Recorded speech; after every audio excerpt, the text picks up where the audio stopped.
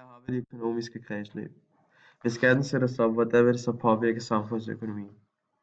Det der sker er, at dem der arbejder, altså husholdninger, de vil så tjene færre penge, fordi de skal betale mere skat til offentlig sektor, og så vil familierne og sådan noget, de vil købe færre varer fra virksomheder, og det gør så, at virksomhederne køber færre varer fra udlandet, og de skal så fyre medarbejdere, fordi de ikke kan sælge lige så mange varer, fordi familierne ikke tjener lige så mange penge.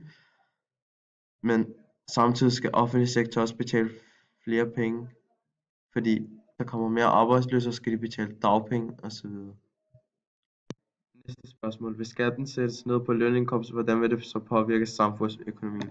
Det der sker er, at husholdninger tjener flere penge fra virksomheder og offentlig sektor, og så skal de betale mindre i skat til offentlig sektor. Det gør så, at husholdninger de vil være mere villige til at købe varer og produkter fra virksomhederne, og så vil virksomhederne også nok købe flere varer fra udlandet, og de vil ansætte flere medarbejdere, og det vil nok gøre, at der er mindre arbejdsløshed.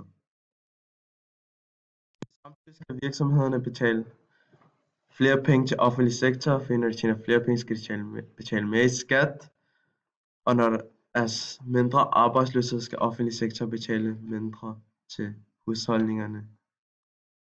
Næste spørgsmål. Hvis renten på udlån sættes ned, hvordan vil det så påvirke samfundsøkonomien? Hvis renten på udlån sættes ned, vil det betyde, at det bliver mere attraktivt at tage et lån for husholdningerne og virksomhederne. Dem, som gerne vil starte en virksomhed, kan tage et lån for at starte det, hvilket vil betyde, at der vil være større import fra udlandet. Da husholdningerne får flere penge ved at tage et lån og kan købe det, de har lyst til, betyder det, at de går til virksomhederne for at købe det, og fordi virksomhederne har større efterspørgsel, bliver de nødt til at gå til udlandet, som derved igen øger importen. Fordi virksomheden nu tjener flere penge, da der bliver brugt flere penge på virksomhederne, betaler de også ekstra i skat til den offentlige sektor. Plus de bliver nødt til at hyre flere personer til at arbejde for dem.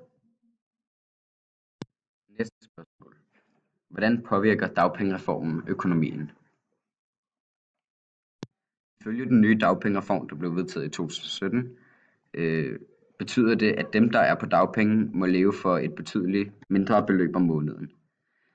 Dette betyder, at lige præcis dem, der er på dagpenge, må leve med nedsat velfærd og ikke leve efter det behov, de tidligere gjorde. Derfor kan de ikke købe lige så mange ting i virksomheder, som gør, at når arbejdsløsheden er større, så kan virksomhederne heller ikke ansætte lige så mange, fordi der er ikke lige så mange, der kan købe noget i den virksomhed.